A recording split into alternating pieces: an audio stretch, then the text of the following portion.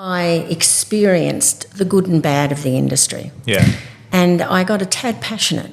We can't do it all on our own. Nobody can. You want to create that change as soon as possible. There's no point taking, regardless of age or where you're at in your life, you want that change to happen sooner rather than later because it's going to benefit so many people. Absolutely. Absolutely. You would have had, going from working a job to your own thing, there would have been some level of doubt, right? Oh, absolutely. Absolutely. And so for someone that might be in that position now that's working a job that might know they want to go out and do their own thing, or they want to do something different, or they want to do more, but there's that level of doubt, what would you advise that person to do?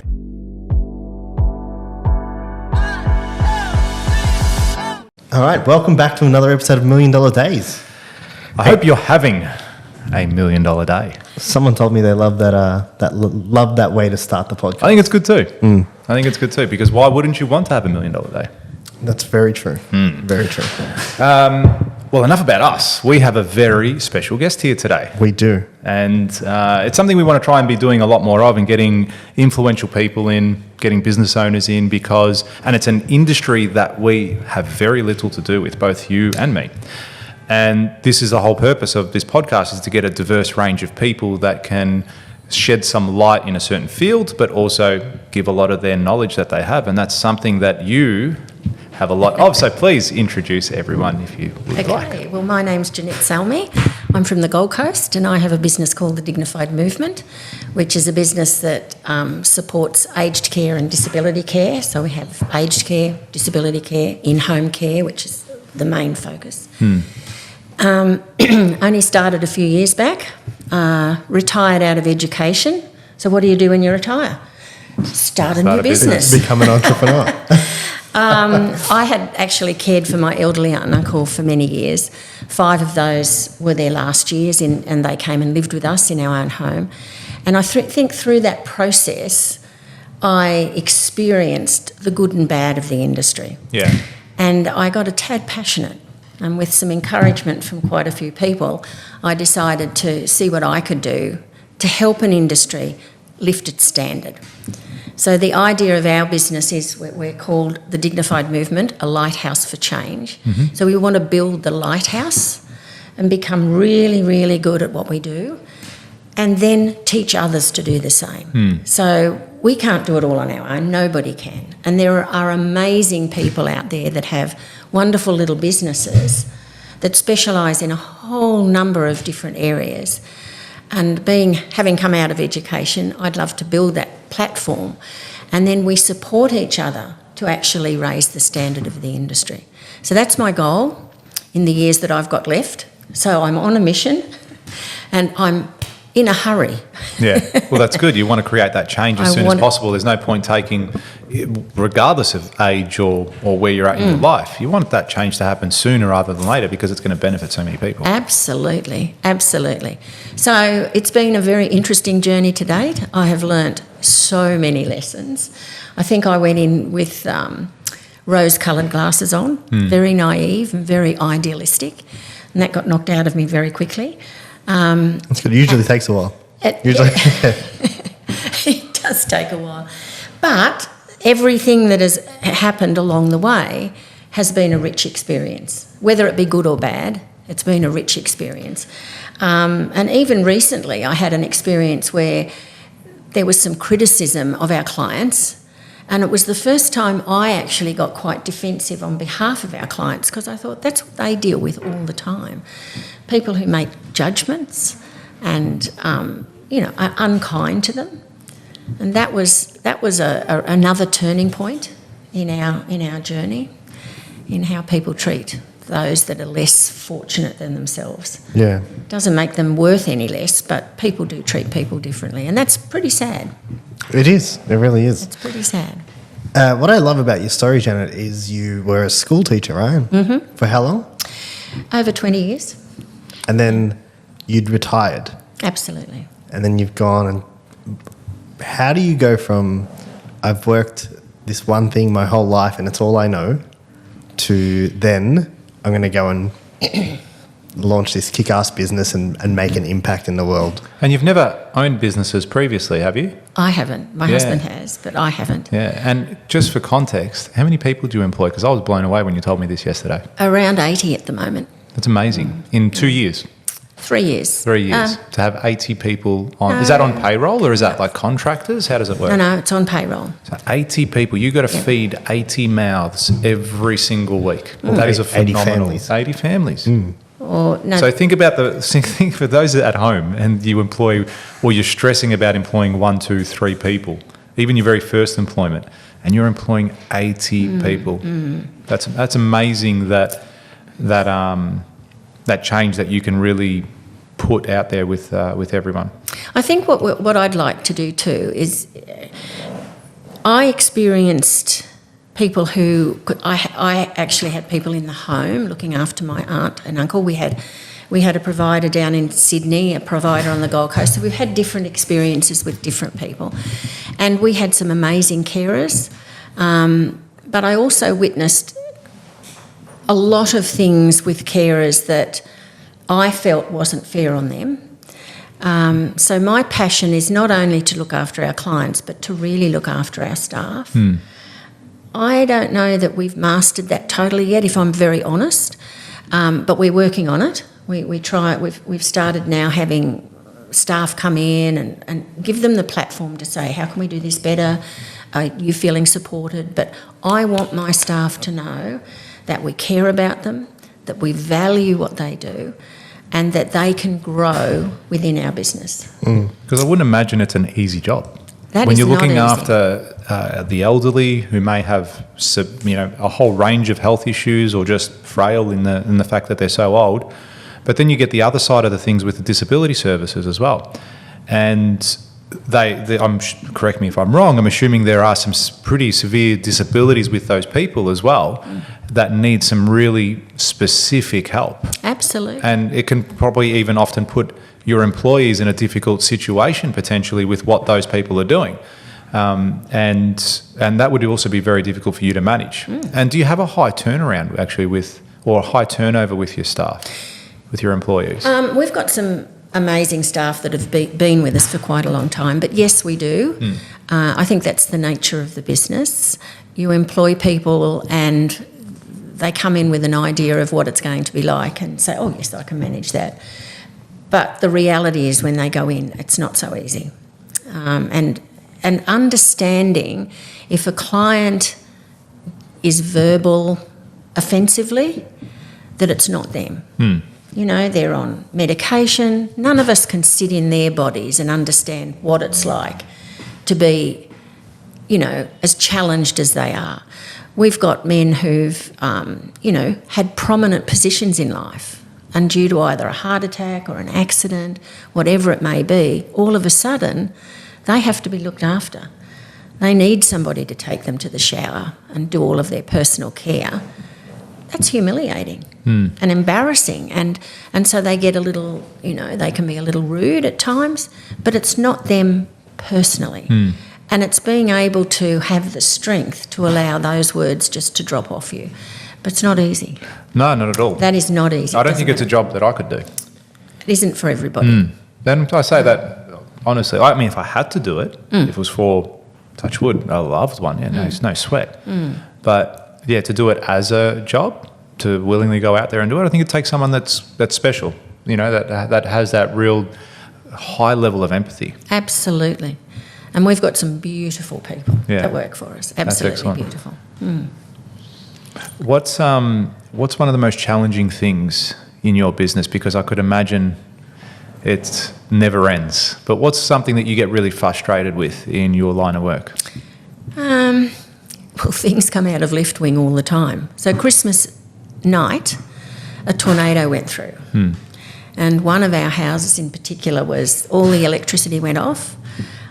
Lessons we learnt from that, we had a staff member leave, literally quit on the spot due to frustration. Nobody could use the washing machine. All the fridges went off, so all the food went off.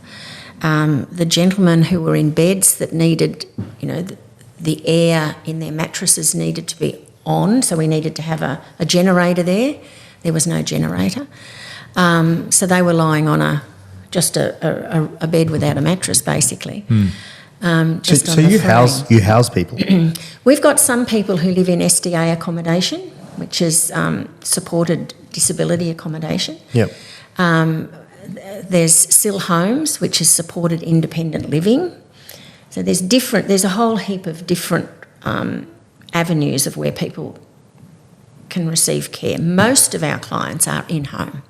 They're in their own home. Okay. But we do have those that live in supported accommodation. So they have bathrooms that are catered for disability, and everything in the house is built to accommodate them. So like handrails and particular All of special those showers. sorts, yes, and hoists, Yep. and yes, everything. So this particular house, everything just went. And one of my managers, who was enjoying Christmas, particularly he'd become a dad last year, so it was his first Christmas with his little girl, he had to run in and do a shift. Wow. And that's challenging. Those sorts of things are challenging, and everybody's nervous about, what if something happens, or you stay calm and you deal with the situation, but it's stressful. So that's an example. Or you might have examples where a client knows exactly what they want, but what they want might be really bad for them, but they have choice and control. So how do we manage choice and control so it doesn't hurt them? So there are clients that go, but, this is how I want to be lifted up. But we know that if they're lifted up in a certain way, it can hurt our staff and hurt their backs. So we have to protect them.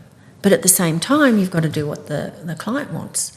So they're the challenges we have to work around so that it becomes a win-win. How do you manage that? How do you do those things? A lot of education attached to it.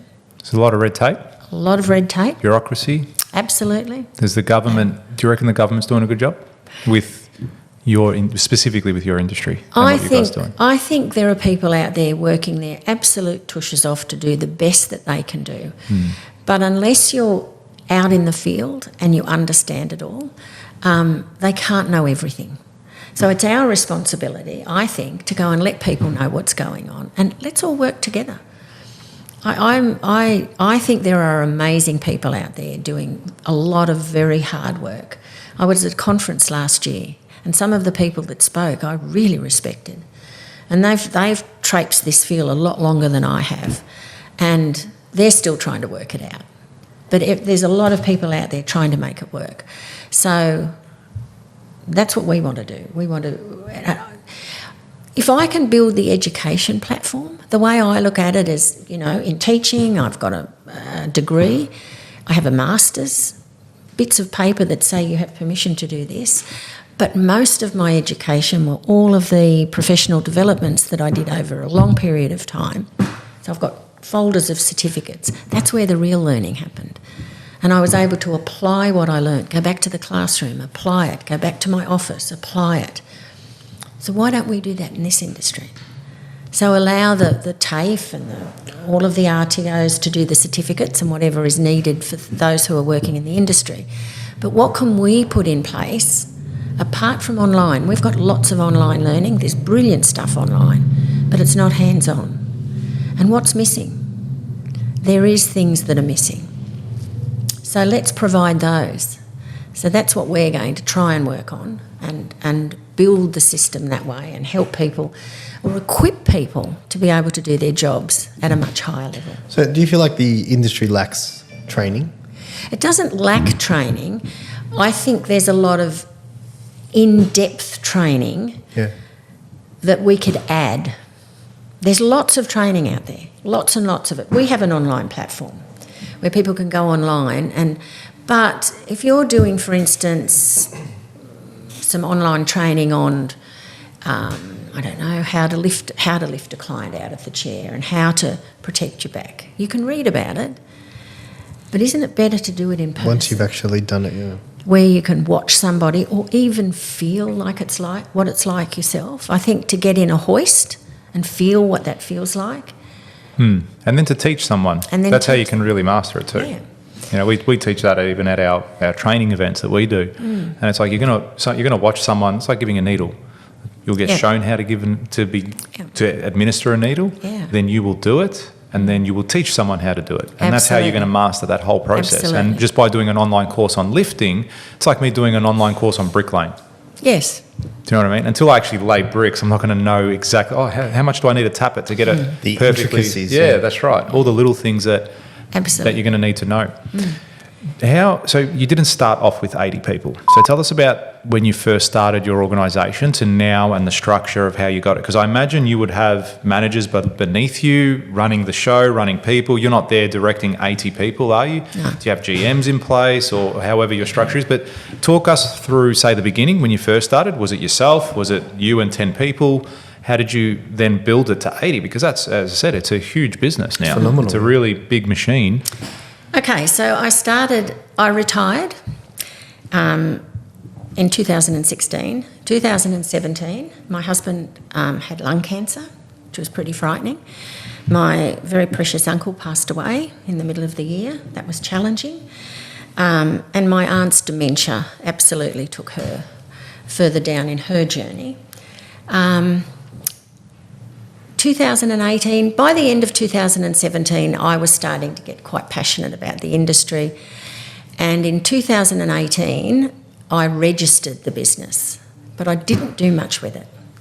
I just thought my aunt had got to the point where we couldn't manage her pain levels quite the same. We needed to get some nurses in. Things needed to change. So I thought, all right, well, why don't we try and do it? So I hired some folk that came in and looked after my aunt, and I think we got 2 other clients of friends who came in and said, would you look after my sister or would you look after my mum? And we took those on, and that's all we did. Through that time I did a lot of learning, studying, started to get help in learning how to be an entrepreneur because I didn't have a clue how to do that either. And I then hired, I'm just trying to think who I hired first. I think I hired a lady to come in like a Girl Friday, someone who would do a little bit of everything in the office and give me a hand. And we just managed that. I got a bookkeeper in to help me with the books. I did it all on my own initially. I think I started with 5. Most business, I think everyone that starts a business always starts off as a solopreneur. Yeah. Is that what it's called? Solopreneur? Solopreneur? Yeah, they do everything themselves. It's effectively, you still just have a job. Absolutely. So I did that. I did the wages, I did the rostering, I did it all. And then my aunt died in February 2020, so 4 years next month. And that's when we really took off. So that's when we turned the unit into an office where my aunt was living, and I hired a lady to come in and do basically the Girl Friday work. I had a bookkeeper. Then I hired another young lady that was doing a lot of the rostering for me, and we just grew from there. Then I put on my first support manager. So one of the things, there was a lady with the company we had in Sydney who looked after us while I still lived on the Gold Coast, but my aunt and uncle were in Melbourne. And her name was Victoria, and if she ever hears this, I want her to know how wonderful we thought she was. Of course she's going to hear this. I was in a role as find a... her. We'll Source her out. I hope no doubt she she's does. found us. Yeah. So I was a dean of students, so I had a busy job. But she kept me in the loop all the time. I knew exactly what was happening, when, how, why, if a new carer went in, if they'd had a bad day. I tried to get to Sydney as often as I could, particularly on school holidays, long weekends, the odd weekend. If I needed to get down there, I'd fly down. She would always come and meet me. Every time I was in Sydney, she would come and meet me. She was gold. That didn't happen when we came to the Gold Coast. It was a different setup. So I always appreciated what that felt like as the client and having somebody that I knew was caring for my loved ones. So I decided to put on a support manager, and their role was to oversee the clients but also to look after the staff. and be mindful of what they're doing and taking on their needs. And I in my thought, it would be the care levels that we could give would come from those support managers. So we slowly built that up to 2 support managers, 3 support managers, and I now have a senior support manager who oversees that. So we've got the service team now, and that will grow as we put on more clients. If we need them, we'll put on another support manager. Just making sure that they don't burn out.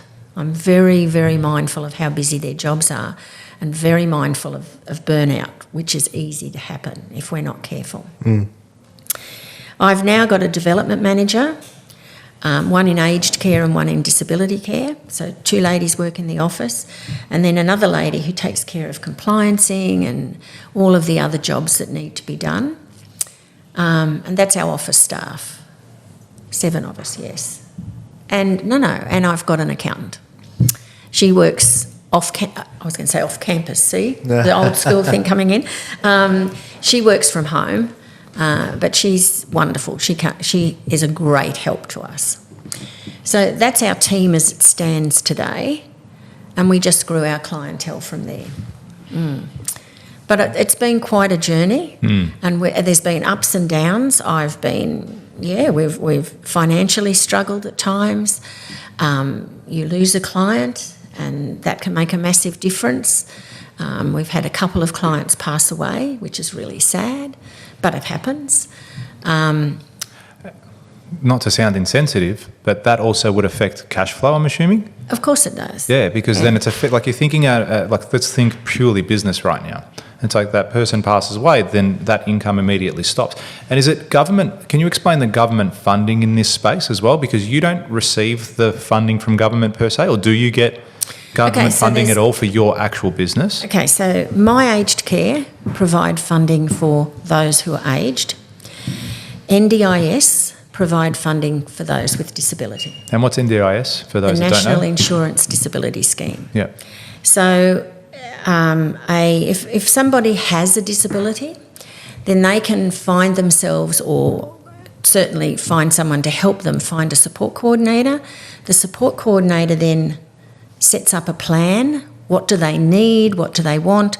They have an OT, an occupational therapist, come in and just talk with them and assess them, write a report. That will go to NDIS, and then the NDIS will work out what sort of funding they need. From there, they work out, all right, so you've got this much funding for in-home care, so they can then find a provider, which we are, and then we provide the care. It might be 8 hours a week, it might be 10 hours a week, it might be 24 hours a day, 7 days a week. It's everything and anything in between. So we then provide that. We then send an account either to the NDIS and they will pay us directly, or it goes through an NDIS planner. They support the client. So it just depends. And the same with My Aged Care. They have their funding. We also operate with self-funded retirees. We just charge exactly the same money. We're not in this for the money. You need the money. You need the money to make the business operate, but we're not in it to make money for ourselves. We're in this to lift an industry. So for me, the money will go to education, and my big dream is to build 2 hospices as a charity. That's what I really want to do. One for adults and one for children, and have a lovely big garden right on the acreage there in between the 2 hospices that has fruit and veggies and beautiful flowers, run by people with disability. So we can provide work for them. And then eventually I'd love to build our own offices. For what we pay in rent, we might as well be paying a bank loan. That's the way I look at it. But we could purposely build an area where the bottom floor, we could have a coffee shop up one end where people could come in and enjoy company with one another, but run by people with disability. We can be running our program up the other end of our kitchen rules, which we're already running, and it's very successful, where our clients come in, choose a menu, go and shop for it, come back and cook, present it, learn how to set the table, all those sorts of things, present it, and then clean up. So we'd love to have better premises to do that, for them to be able to learn at a higher level there.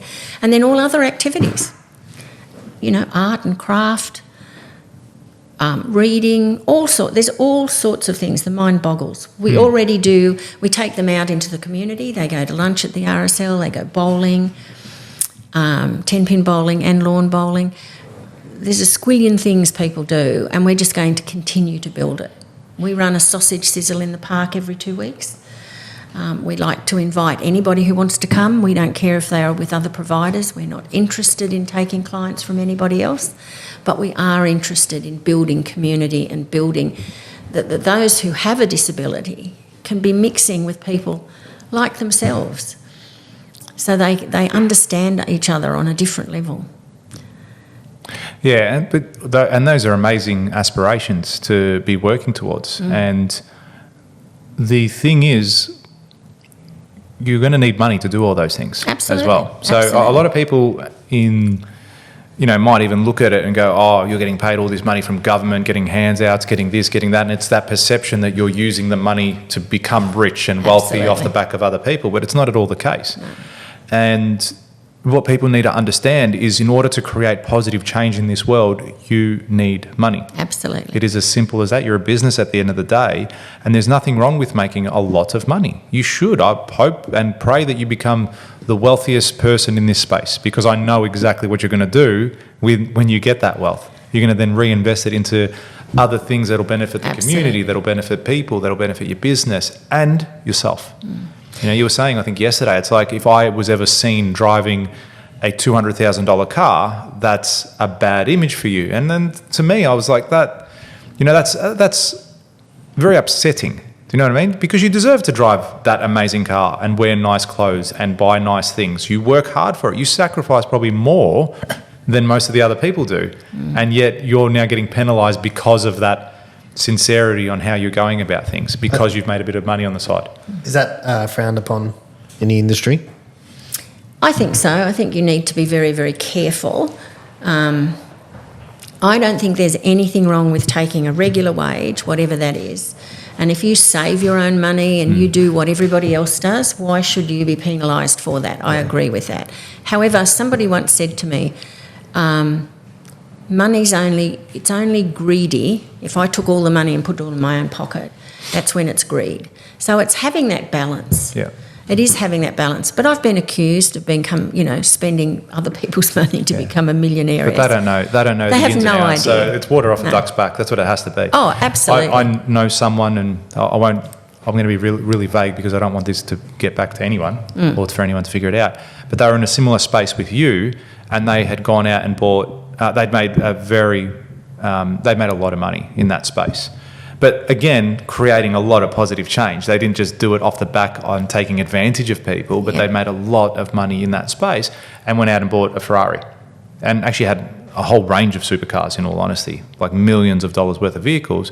And then there was an article written, I think it was in one of the mainstream papers, about, oh, look at this person flashing around in his government-bought cars and all this sort of stuff. And he's like, hang on, what do you remember those sleepless nights when I didn't have the car and I was riding a bike to work because I was trying to get this thing off the ground? And look at all those buildings that I've built and look at all those things that I've accomplished and changed. But you're focused because I've now rewarded myself after 40 years of work with a vehicle of my dreams, with any vehicle that I want to have of my dreams. And it's unfortunate that we're one of the only countries that have that mentality, which is the tall poppy syndrome. And we're now known for it. It's become that famous that people know about tall poppy syndrome. Do you reckon that's changing, by the way? No. Yeah, I don't either. I don't think it's changing. I think as soon as someone, maybe us. Yeah, for sure. I've never felt that way, though. Even before I had any sort of wealth or success or anything like that, I never saw someone and go, oh, daddy's money or he's a drug dealer or he's... Oh, really? So you were... Never. I never thought about people like that. You never saw someone with like a young age and a lot of money and you thought he's either been given that money or he's doing something illegal?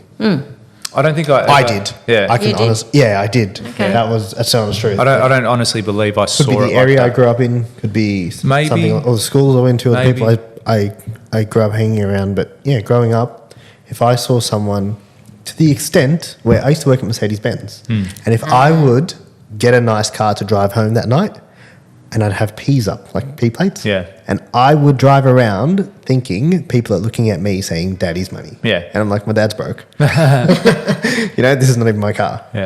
But that was how much that was ingrained in me, that I thought other people were thinking about me when I was driving a nice car. But it probably would be. People were probably thinking that too. Yeah, yeah. Do you know what I mean? That's what I'm saying. A lot of that is there. And that's because they've almost given up on their ability to ever own a vehicle like that, and they're 40 years old. So you reckon they're justifying? Probably. I think so. They're giving into their own shitty existence Yeah. as far as what they have given up on. Making a reason as to why they can't. That's right. That's right. So whenever I see anyone saying, "Oh, it must be nice," or "Oh, you're lucky," it's like, But why? So why do we What's do that? that? Yeah, what is like? Why do we do that though? because I've heard Now in that you say America they celebrate successes like that. Do they? I mean, I haven't seen it firsthand, but I have from what I've seen online. When they see someone successful, that's like, "Oh wow, how did you do it? That's amazing." Whereas here, it's like, "Oh, better not speak to him because his bikie mates will whack me." You know what I mean, or whatever it's going to be. Yeah, it's very. I think I've learned in Reserve. life that you need to focus on having a lot of integrity and doing in life what it is you want to do. And as long as you're not hurting anybody or taking advantage of anybody, and you've worked hard for what you've got, then you deserve what you get. Absolutely, and you shouldn't worry about what And anything you shouldn't or be anyone worried says. about what anyone thinks. And as somebody we all know often says, when you step forward, someone's going to criticise you. Back, they'll criticise you. To the left and right, they'll criticise you. And if you stand still, they'll criticise you. And that is the absolute truth. And something else I've learned: you'll never get criticised by someone doing more than you. No, It's always people doing less than you that are going to criticise. that's true. That's very true. But I think just walk in your integrity, and you will get criticised, but do what's right by you. Become the best version of who you are. Grow into the person you were meant to be, and leave this life having left a wonderful influence. Yeah. That's how I think we should all focus. And yesterday when we were chatting as well, we were talking about business, funny enough, and you made a comment, but I actually didn't even focus on the business stuff you'd said. And it was like about Christmas and how you had, over the last 10, 15 years, whatever it's been, you've always had the family, everyone, extended family, it's always been at your house. And you said, I had 9.5 people that had come from me.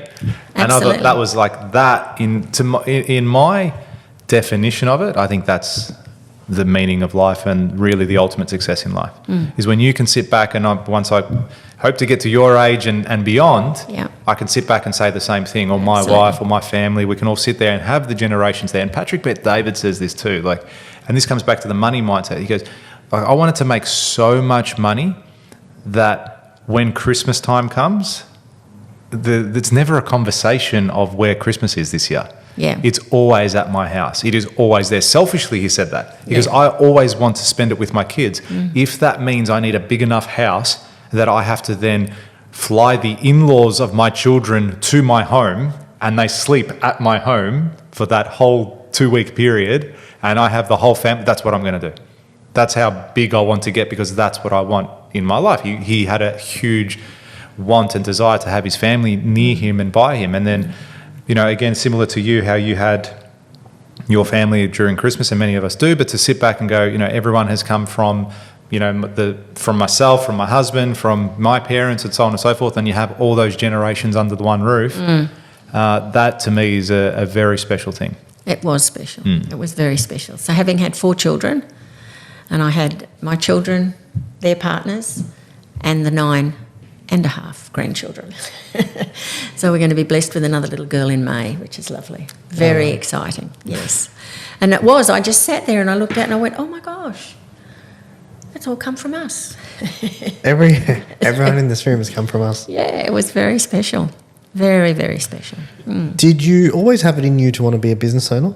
No, You never? never. And guys, how's that for an Never. example? Do you know what I mean? Like it's never too late to start. It's never too late. You're the I prime think. example of that Yeah. now as well. Well, even I went into teaching. I was middle-aged.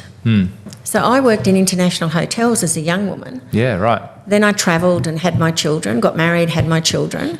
I was a stay-at-home mum for a little while because I had one, and then 4 years later I had 3 under 3. Didn't pay me to go to work. Put 3 kids into after-school care, or not after-school care, just kindy or whatever you put them into these days. So I stayed at home for a little while, and then I went into education. And that was, again, people pushing me on the back, going, you should be teaching, you should be teaching. And it's amazing. There was one lady who really encouraged me, and she saw something in me I didn't see in me. And she saw something in me I don't think anyone else had that faith that it was there. And I've said to her, and I will say it continually, she changed the trajectory of my life with her faith in what I do. And it was amazing. So I went into teaching and then worked my way up there, and then retired to look after the family, because that's what happened. Once my husband had cancer and everything, it was like I had to be home. And then this came along. Who would have thought? Who would have thought? Did you find it difficult to jump back into the workforce after having some time off? No, I loved it. No. I love what I do. I really do. It energises me and I love it. I'm not saying that there aren't challenging times. There are very challenging times. But I just love it. Do you wish you did it sooner? I wish I knew way back what I know now, yes. But then I wouldn't have traded my years as a teacher either. I loved being a teacher. Yeah, well, had you not done that, you wouldn't be in the position you're in today, right? And I believe things happen in life when they're meant to happen, Yeah. for whatever reason. So, yeah, I used to say to my aunt, it's your fault I can't retire. It's And she'd just laugh. It was good. What would you say to yourself back then, now knowing what you know?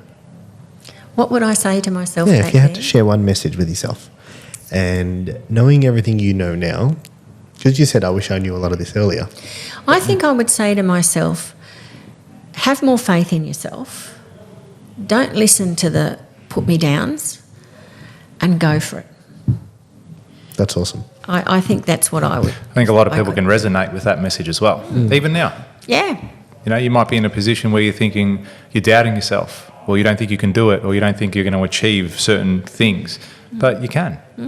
You would have had, going from working a job to your own thing, there would have been some level of doubt, right? Oh, absolutely. Absolutely. And to anyone listening who may be in a similar position, because for myself, I always wanted to do my own thing for a long time, and there was that doubt. So for someone that might be in that position now, that's working a job, that might know they want to go out and do their own thing, or they want to do something different, or they want to do more, but there's that level of doubt, what would you advise that person to do? Okay. And what should they say to themselves? What should they do? What can they go and take action with that's going to allow them to take that next step forward? Okay. I'm going to use an analogy of a good angel and a bad angel. So you get these 2 voices in your head. One says, you can't do it. And the other one says, yes, you can. Go for it. Or this one might say, or the bad angel might say, you deserve it. Just go and do this, but it's actually really bad for you. It might be something that makes you sick. Go and have that extra drink, or, eat that bit of fatty food. It's okay. You deserve it. The good angel's saying, you want to keep your health? Let's eat some healthier food instead of that. The bad angel will be saying to you, you can't go into entrepreneurship. You can't do that. It's too big a job. What if it fails? The good angel's saying, have a crack. Just take one step at a time, learn every lesson along the way. When there's a challenge, learn from it. People think challenges are terrible. Challenges are actually gifts that teach you things. If you're going to learn patience, you need to be put in positions where you need patience, because you have to learn it.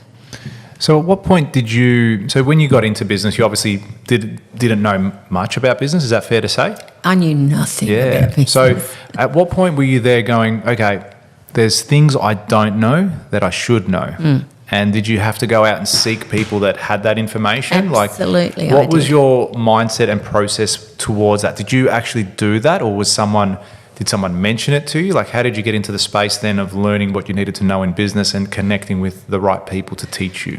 Okay, so I did a 12-month course with a business entrepreneur, and that came to an end. That was fine. And then I went to just a one-day entrepreneurs summit. Yeah.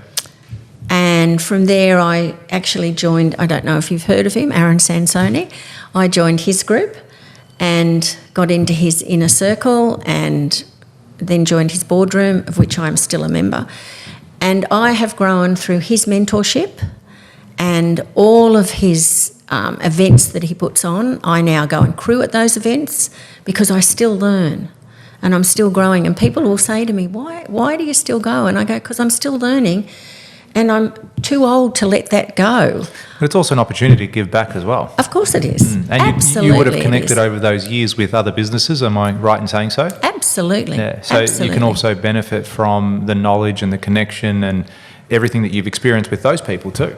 Absolutely. And then all the other circles and trainings that opens you up to as well, because it's not just Absolutely. that one thing. No. You know, arguably that's why we're sitting here today as well, through connections of those platforms and Absolutely. having built a relationship over the last year or so, whatever it's been, and you get to see. Well, we all get to see each other's journeys as far as where it started to where it's been and where it's going. So that's very exciting too. Do you think, had you done it on your own, because I think a lot of business owners would do that on their own, do you reckon you'd be where you are? No, absolutely not. Absolutely not. And you need mentors. I have a gentleman on my advisory board who has been the CEO of lots of companies around Australia. He's retired now. And whatever I learn in one space, I can run it by him in another space, and he just massages it to suit the industry I'm in. Because sometimes what works in the building trade might not work in the disability aged care space. Yeah, absolutely. And then, you know, even with your mentors, and it's great that he's had that whole range of experience, but, you know, too many people think as a mentor as someone that has to be, you know, that business focus or that guide, but you can have a mentor as a parent, you can have a mentor as a friend, you could even have a mentor as your PT. Absolutely. It's effectively someone that has knowledge that you don't, that can help you get from A to B Absolutely. quicker, because they've gone from A, B, C, D, and they have that level of experience, and then you can leverage off that time. Absolutely. It's like we talk about even with reading books. There's $1 million in a book, in every book that you read, and you're leveraging someone's experience who has probably lived 30 years to write that book. I've been doing construction for 22 years. I reckon if I wrote a book, it'd be pretty fucking good, because I've got that experience now of that time where I can go, okay, this is what I've learned over the last 20 years. This is what's working today. This is what's great. Absolutely. And you can put that in a book, and someone could pick that thing up, read it, and go, wow, I never thought about things that way. And then Absolutely. even just by doing that, it might catapult them in a different direction in their own Absolutely. organisation. Maybe they open up a different arm of their business, or maybe they go, you know what, I need to sort this person out and speak to me or speak to someone in that space, because it could be overseas. Could be someone going, okay, well, I need to go and find a guy that's really good at building and learn from him. Or I need to go and find someone that's really good at business and learn from him. Or, you know what, I need to look after my own health. And seeking those people out, I think it's selfish not to. There are lots of books written too that, although written very differently, connect. Yeah. So you could read this book and you could read this book, and they've got the same message, but they're presented differently, but it gives you a higher level of understanding. So there's lots of readings out there that are all very similar. Yeah, I mean, just because you read one marketing book doesn't mean that's it for the genre. No. You know what I mean? You could read probably 3, 4, 5, 10, Absolutely. 100, and then go, yeah, I can pick one from that. I can utilise that. I can utilise that. Yeah, you end up creating your own way. And you also Absolutely. find things that you're like, no, that's bullshit. Yeah, you do. That's like rubbish. I'm not ever going to do that. But at least you can go and look at that and go, that's never going to work. So guess what you're not going to do? You're not going to spend money trying to see if that's going to work. Yeah. Absolutely. You still learn. The only other way to learn that would be to do it, That's it. right? Yeah. Did you have to, coming from, because you were in a primary school, high school? Both. Both? What year did you teach? I'm curious. Okay. So I started teaching as a Year 6 teacher. Yeah. And the school that I was in introduced middle school. So I 7, moved 8, 9? across to it was 6, 7, 8, 9. What? 6, 7, 8, 9. You're based in Queensland? In Queensland. Yeah, just for everyone listening. So we go to the other camp. They built it on the other campus. So we had 2 campuses. There was the primary campus and the senior campus. They moved middle school across. I moved across. And from there, I became a deputy. I was deputy of the middle school. And then the middle school changed a little and they had a senior team that did both middle and high school. So I became the Dean of Students 6 to 12. So, and then even though I was a dean, I still taught maybe 3 or 4 periods a week across What was the your whole favourite school. year level to teach? I liked 6. 6. I did like 6. Who was your favourite student? What was your, What was their name right now? Lots of them. what was your Yeah, you favourite? can only Lots pick of one. them. What did you can only teach? pick What one. did you teach? Well, Year 6 you taught everything. Oh, so you have to do everything. Oh, yeah. Yeah. Primary school. Primary school curriculum. And I had some amazing kids. Yeah, but we want to know which one the favourite is. Yeah. There's There were not- lots- I They had- could be You can't. listening. They, No, no. they are listening. probably- You've got to tell them. I Give them a don't shout have out. favourites. I don't have favourites. Just come on. There's got to be one standout. There's got to be just give us a first name, not a second. Okay. There is that person you just I thought of can't then. do that. Jessica, no. it's you. Jessica. There were lots of kids that, I could tell you 1,000 stories, but I loved my role as a Dean of Students. I was called the lovable rogues lived in my office, and I loved them all. They were awesome. Sometimes people give up on people too quickly, and they're kids. Oh, yeah, kids you You can't. know, get to know them, dig deep and find out what's making them tick. And often some of the children, the behaviour was because of things that were happening at home. Yeah. And they were things some of us have never experienced. And they're trying to deal with an adult situation as a child. And then people are bagging them and getting angry with them and really... Yeah, well, that probably leads into a lot of why you're doing what you're doing now. To have that ability to see that back then, it probably was a natural progression for you to step into the role that you're doing now. Yeah, that's pretty cool. We 3 of us, we're deeply involved in personal development. We've done a lot of programs Absolutely. and things like that. Did you have to convince yourself, so from traditional education like school, did you have to convince yourself to go and try something that was, I guess, a little less orthodox? Conventional. Conventional, that's the term. I was going to ask this exact same question. I was going to ask, I same picked it wavelength. up. We're vibrating on the same wavelength. I was going to say, I'm going to steal it. yeah, that's it. Well, my question was a little bit more direct. But, sorry, you try answer that first, if you know what he's saying. I had no problems at all. Okay, and what I love would- learning. What would you say? Because there are people who are like, why would I go do that $5,000 program? I'd rather go to uni. But that's my next question. That leads into my question: is do you think the school system as it is broken now? Do you think it's? Would you advise your grandkids to go do uni? Well, what I said to my children is university is a path to get where you need to go. So if you need to be a doctor, you That's have right. to have a university degree. Absolutely. If Couldn't agree if more. you want to be a teacher, you have to go to university. But you don't have to go to university for the status of saying I went to university.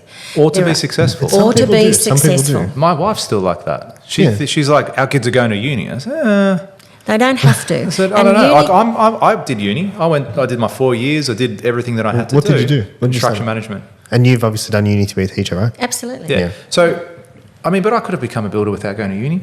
Yes. Arguably, I might have gotten there quicker. Who Yes. knows? Yes. I don't regret my path or anything that I did. I think it was the best thing for me. And I enjoyed that experience. But I think it's more so today, in today's age. And I think we've spoken about this in a previous podcast. Actually, maybe we haven't. Uni? No. No, I don't think we've ever spoken about it. Yeah, sick. You guys are like in for a treat. Yeah. you don't need a university degree anymore to make money or to be successful. It's as simple as that. You can be at home in your underwear, open up an online store that sells paddle pop sticks and make $50,000 a month. Yep. And then are you deemed successful because you've done that? You're selling paddle pop sticks. Whereas that person that goes out and gets a law degree and then goes and works as a, what are they called? Lawyer? No, yeah, but when the first job, like a paralegal or whatever it is, like the assistant of a lawyer, and they're earning 50, 60 grand and working an 80-hour work week, slaving away until they get that position as a head lawyer or whatever. I haven't watched Suits in a while, sorry guys. So I'm not up with all the lingo. But do you know what I mean? Yeah, they'll get a well-paid job by the time they're 30, but they've sacrificed a lot of blood, sweat and tears to get there. They're often stressed to the eyeballs. They're not enjoying their role or their life or anything like that because they've been consumed by that. They've been sold from a young age, go to school, get a university degree, go and work till you're 65 years old, buy a house, retire, die. And what I think by not doing that is, or by not following that trajectory and going down that path, if you don't want to, is that you can open up and explore the world of business or anything else that you really want to do and get successful. So I think at the moment it's still the school. And how long have you been out of the school system? 2016, so 8 years. Okay, so a little while, but even then, it probably hasn't changed. Do you think it's changed? I think it's changed. Lot? Talking to people now who I know are still there, it's changed. Yeah, but it's still, okay. Do you still do tests? Yeah. Oh, yeah. That's what I mean. How's it changed? I think it's changed. It changed while I was there. But I know. as in the curriculum, what they're teaching, but how they're delivering it. It's like I've seen this great picture online before, and it's a whole range of animals lined up. I don't know if you've ever seen it before. So there's a teacher at the front of the picture or at the front of the class, and then there's an elephant, a pig, a snake, a goldfish, and a crocodile. And it says, right, everyone, today we've got a test, and we're going to, and a monkey, important. Okay, today we've got a test. We are going to judge whether you're smart or successful on your ability to climb a tree. Okay, and now the snake looks at him and goes, yeah, no worries. Monkey's like, this is the best day ever. The goldfish is looking around going, what the fuck? And that's effectively what the school system is like. And it's like what you said before. You don't know what that kid's going through, but not all kids learn the same. Not all kids are going to be fantastic at tests. And it's like, remember, learn this, learn this, learn this. Learn the first Prime Minister. Learn who... It's just like remember a bunch of stuff. Remember a whole bunch of stupid things. That you don't need to know. Learn about Aboriginal culture and all this sort of stuff. Like, why the fuck do I need to learn that? Why? Do you know what the other game changer is? It's this thing. Yeah. Because I can go, okay, I'll let you know who the first Prime Minister of Australia was. Give me 30 seconds.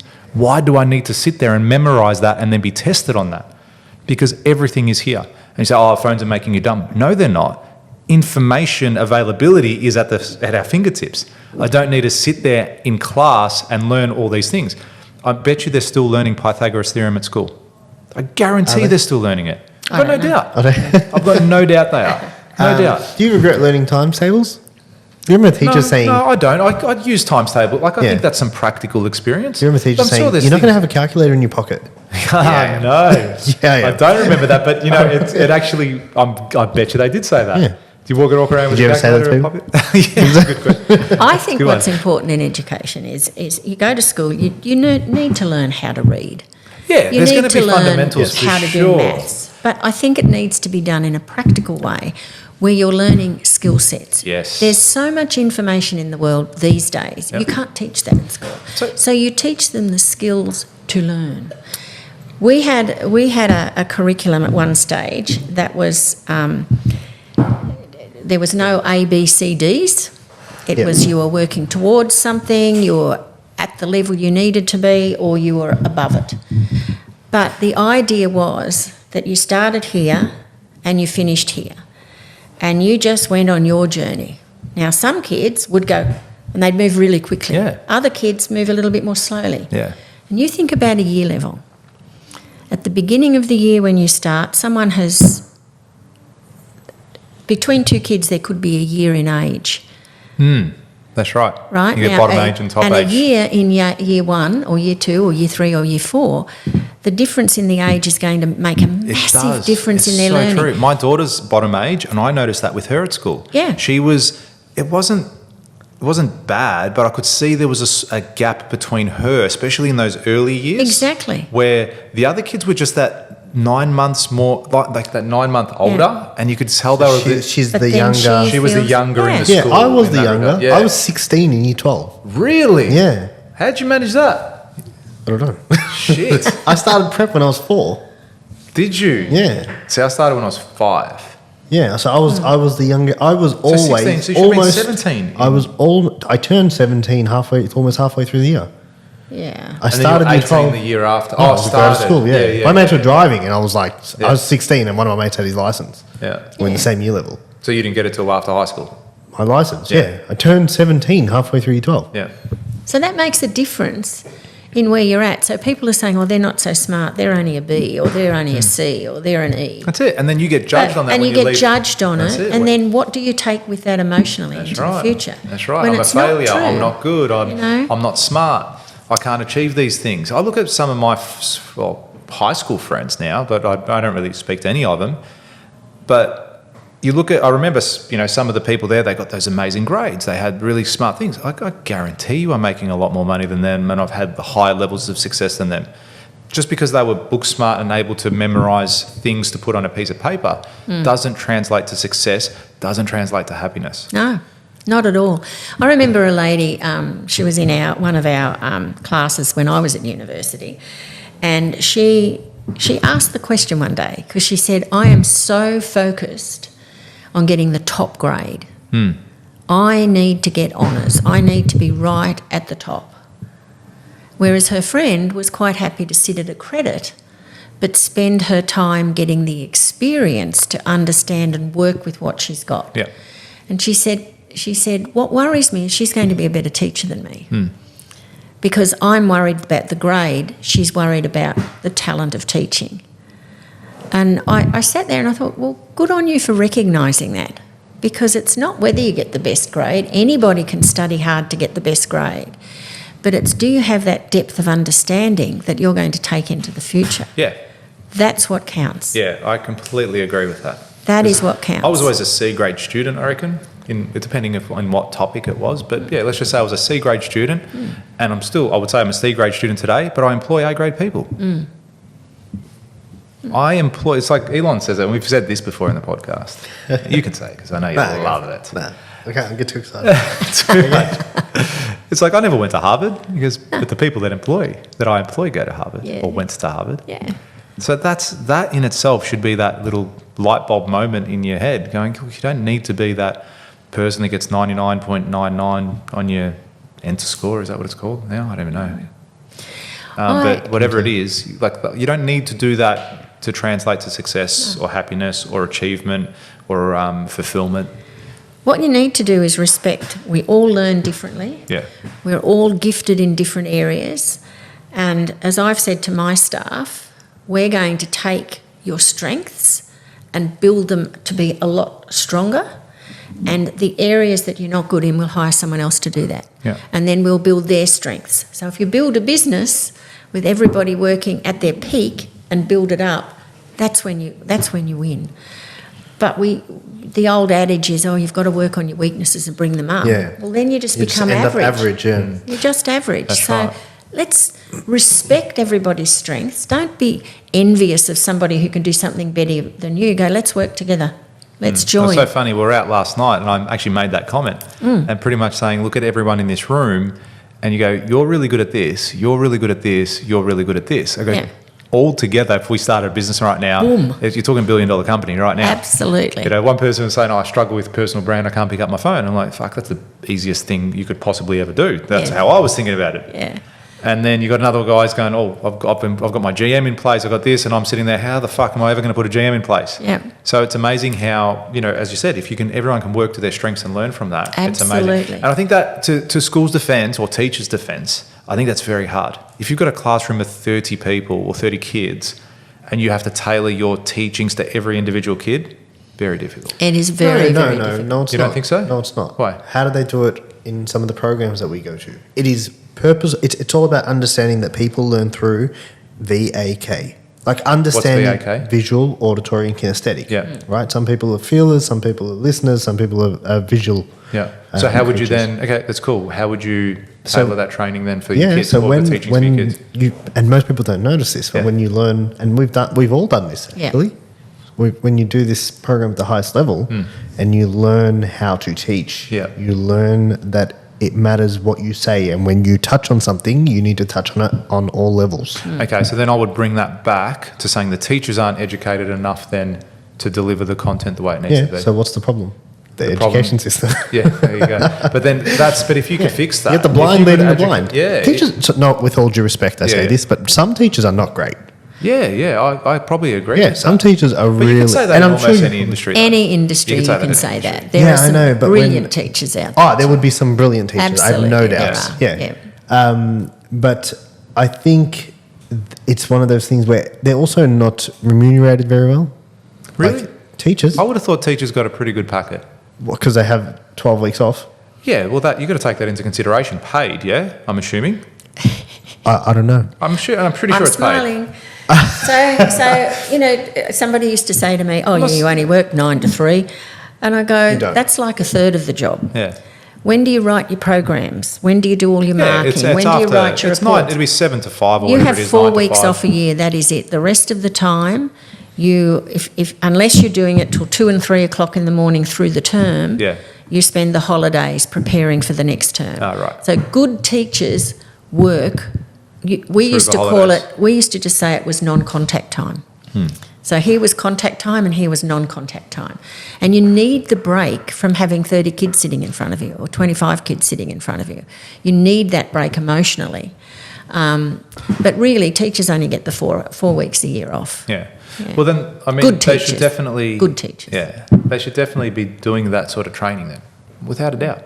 Without a doubt. Like, if they could do those courses and where they can teach how to deliver the content And with that's just one. Like, that's just the first thing. VAK. VAK, that's right. That's just the first thing that I've mentioned, right? Yeah. Like another one is format. Why, what, how, what, if, and how. Some people are why people, some people are what people. You know what I mean? Yep. Some people are how people. Understanding that whole concept and how to deliver it Exactly. in the best aspect. But there's also another thing you can argue. So that's one thing's about delivery. The other one's about what they actually teach you. Like you can be the best teacher in the world and understand exactly how to deliver it, but if you have to teach a particular curriculum and it doesn't, why don't they teach us about? Why does no one teach us about money in school? Why that is one of the most important things in life. Yeah. Why does no one teach you about it?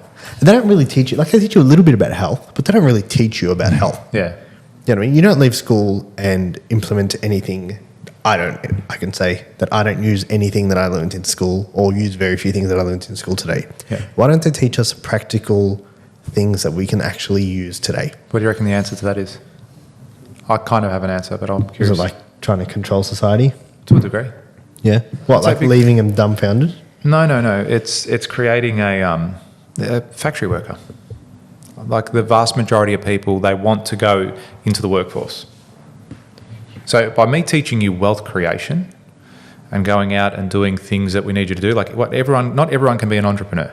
Not everyone can be a business owner. You're going to need people to pick up bricks. You're going to need people to work at the news agency. Yeah. Exactly. But I You're also going to need think people to work at Coles.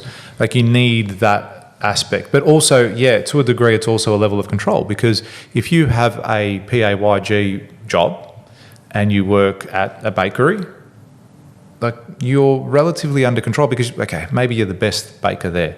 You might earn 6 figures, maybe. Or you might earn 80,000. It's very easy to control a person like that. Up go interest rates, down go interest rates. I can make you spend, I can make you save. I can give you a kickback. I can give you $1,000 next quarter. I can take some tax concessions or I can raise taxes. I can sell you that dream. Go buy a car, buy a nice car so you can work and pay taxes. Go and buy a house so you're locked in for the next 60 years and do that. So I think to a degree, yeah, it is focused to service the government in that regard. That's what not being a conspiracy theorist or anything like that, but that's what I reckon they're trying to do. And they'll say, oh, land of opportunity, you can do whatever you want. And, people can go out there and make great money, that's fine. But I reckon the ones that do go out and, like what you said before, and seek that knowledge from other people, that further education. And we've said this before, I never did that in my life. I thought once I got my construction management degree, I was going to work at the construction company. I was arrogant. I didn't think I needed to learn anything else. I was just going to be the best builder and work really hard at construction. I don't need to learn leadership or money management or this or, you know, how to communicate with people. I'm a builder, that's it. I know how that works and how that works. I put it together, it's Lego, and away we go, pay me. So, and it wasn't until I then sought out additional education from other people is when I saw huge growth, because I learned what I didn't know. I think traditional education, certainly the education I had growing up, it was all chalk and talk. You listen to the teacher, and that wasn't how I learned. As I said before, when we had outcomes-based education, we had opportunity to teach about money. We had opportunity to do so many things in the classroom. We do a lot of group work, a lot of, you know, one of the activities, there were lots of them, but one I remember, in maths, we used to teach budgeting for a birthday party. So we'd ask the kids to gather all the brochures that they would get in their letterbox, bring them in, and we'd teach about percentages, fractions, Good way to do it. decimals, but we taught them all together. So a tenth, what's that in percentage, what's that in decimal? And we aligned them. And then we'd say, now look at the brochures that you get in your letterbox. So then we'd apply that to real life. And at the end of the day, they had $100 and they had to budget for their birthday party. Some kids would have one friend and spend it all on the two of them. Others would have 10 friends and they'd have a different birthday party.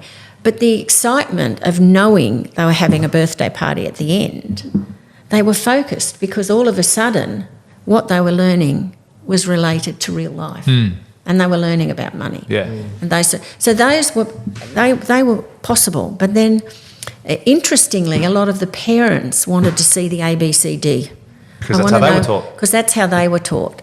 Rather than, well, here we go, we're just going to progress you through at your level. But parents wanted to see, I want my child to be the A student and I want them at the top of the class. It didn't really make any difference. And that disappeared, sadly. And we went back to traditional ways. And I think that damaged education, to be perfectly honest. I think outcomes-based education was brilliant. Did you send your kids to private schools? My kids went to a Christian school, yes. Yeah. So do you recommend that? If you can afford it, public over private? Do you think there's a difference between the two? Do you think there's an advantage between the two? Do you know what I think? Your kids have kids now? Yep. Would you tell them, or like if they came to you and say, hey, do you reckon I should send them to a public school or a private? What would you say? I would say find the school with the best head. School is as good as their head. And it's the luck of the draw. Seriously, I don't care. You can go with to the school or best, with the kid? You can go to the best school in the world. And if you're in the wrong grade level where the kids don't get on, they'll have a terrible time. You could go to the worst school in the world and they're with this great cohort of kids where they all get on, they'll have the best experience. So it's horses for courses. So go where I wanted my kids to have a Christian grounding, which is why I chose the school I went to. And it was fine. But I also learnt over the years of being, because I taught in that school as well, over the years you had cohorts where, and then there were other cohorts that probably all catch up today and are still really good friends. So it's the luck of the draw. So you need to, I remember talking to somebody once whose child was having quite a bad time at school, and I recommended that they go to another school. And they said it just made all the difference in the world because the cohort was different. So it's not just about a school. It's the relationships they have. That's critical. Absolutely critical. You know, they say if a child goes to school, you know, they're in prep and they're in a school concert and the family all come and the family are laughing and joking and enjoying their child on the stage, and they say, oh, you were wonderful, you were so good. And the child comes home and they're proud and their shoulders are back. And then somebody later the next day says, oh, you look like an idiot on the stage.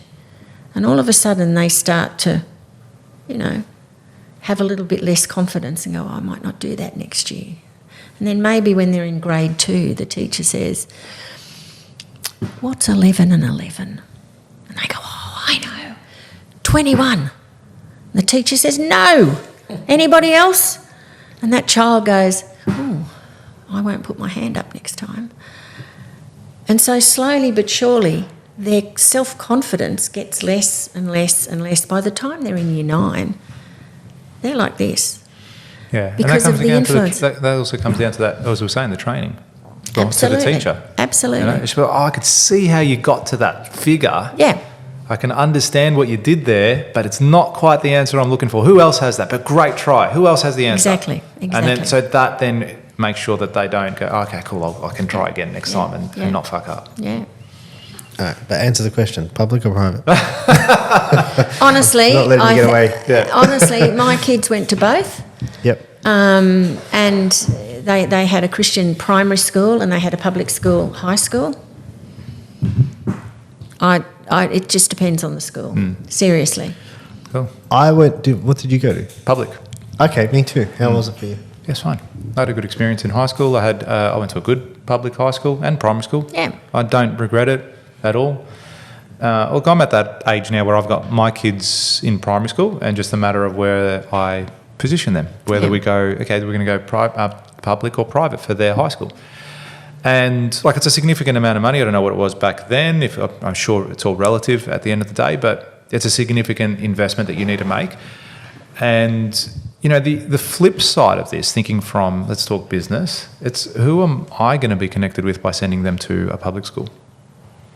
And how I'll benefit from that, being serious. Yeah, that's fair enough. Yeah, but it's a serious thing you've got to think of, because at the end of the day, I'm a builder. And then I meet someone and we're talking, oh, what do you do with yourself? Yeah, I'm a builder. Oh, mate, I'm actually building my house in Brighton, wherever it might be. Because generally people that are going to send their kids to a private school have a level of ability to pay for that and are generally educated in the sense of they'll have a high-paying job, enough of a high-paying job to be able to afford $40,000 per child to go to school and generally live in a nice enough area.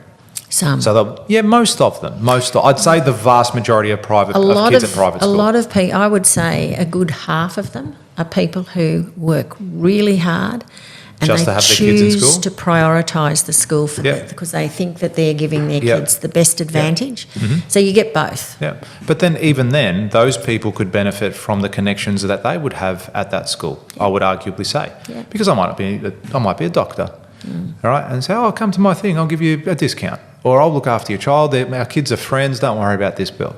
Or whatever it can be. It could be any profession. Most of the people that are going to private schools, you would generally say are professionals of some sort. Yep. I'd say the vast majority. So the connection there that you could make, I could make 2-3 deals during my kids' time at school and pay for their whole education for the 6 years.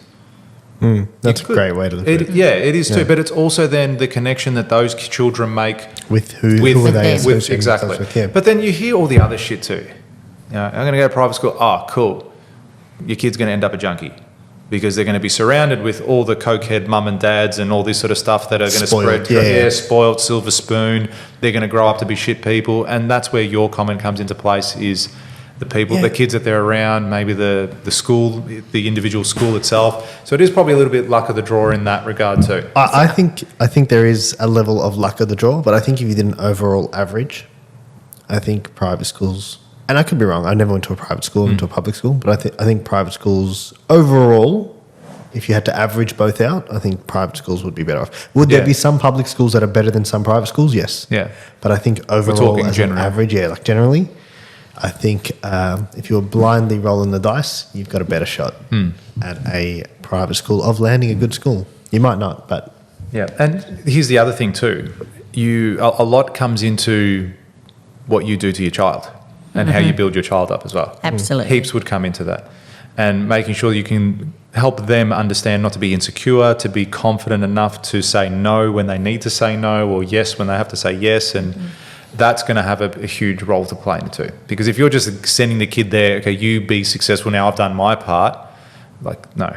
They'll be influenced by the wrong things, they'll be led down the wrong path, whatever it's going to be. So instilling that into your children, I think, is going to be really important too. I think a family is a family. There are good families, there are broken families, there are people who struggle, there are people who do have the money. at the end of the day, a lot of the issues are still the same. Yeah. And that's what you deal with at school. So kids will be kids. We had a private school and we had some real challenges. Just because you're a private school doesn't mean there aren't challenges there. There definitely are. So, as I said, I think it's the luck of the draw of the year level they go into, but you get some excellent public schools and you get excellent private schools. But you also get not so great in both sectors. So do your research. Do your research. Well, we've covered quite a range of topics today. I didn't think we'd be going down the school path, so that's no, that I was didn't think we definitely were fresh. going there either. Yeah. So if people want to get in touch with you, if they want to find you, is there anywhere they can specifically go? To your website, to your business? Absolutely. Do you have a personal brand or anything like that they can follow you on? I'm on Facebook, Instagram. Yeah. What's your tag? Just a lot. Dignified Movement, a lighthouse for change. Yeah. Excellent. So Google us. We're there. Absolutely. Fantastic. And it's in Gold Coast. On the Gold Coast. On the Gold yes. Coast. Do you have aspirations to go interstate? Eventually, I think I would really love to attract smaller businesses and help them grow. And who knows where we're going? We're already in Brisbane, so we're sort of in the southern area of Brisbane as well. So, yeah, we'll grow. I just want to master it first before I look at expanding any further. But to master the lighthouse, that's what I really want to do, and then help others master the lighthouse. Well, I think from where you've started off to where you are today in such a short amount of time, I think is phenomenal in itself. So a lot of people could get a lot of inspiration from that and really look to you as a guide. And I'm sure you're going to be that influence in the industry that it probably needs, in all fairness. From what I've heard, it does lack that leader in that space to really take the reins and say, no, we need to do better. That's all it is at the end of the day. We can't just accept that this is the minimum standard and this is what's acceptable. No, why not do better? We can do better, so why not do better? Absolutely. So I implore you for doing that and being that bright lighthouse in the... see what I did? You were? I knew it. I knew it was coming. In the industry. Thank you. Yeah, Thank you. Been a pleasure having you on. Thank you. Look forward to having another chat too. Absolutely. Yeah, Absolutely. that's been an Thank you for having eye-opening me. chat. That's it. Thank you. Thanks for coming. Welcome. I've enjoyed being here. Thank Guys, you. we love the chats. We love the people that we're getting on. And in order for us to spread that message and to help more people on their entrepreneurial journey or their life journey, or just want to listen in for a bit of a laugh, click that subscribe button in the top right-hand corner. It's not. It is. All right, fine. We'll put it there. All right, thank you. Thank you. Share with your friends, tag us. Let us know what your favourite part of the podcast was, because for us, it's every part of it is favourite. So we're very biased. Very biased. Yeah. Leave a review as well. That's it. Tell us if you like it. Tell us if you hate it. And then we'll find you. Just put 5 stars. 5 stars. Thanks, guys. Speak to you soon. Awesome. Thank you, guys. Thank you. Bye.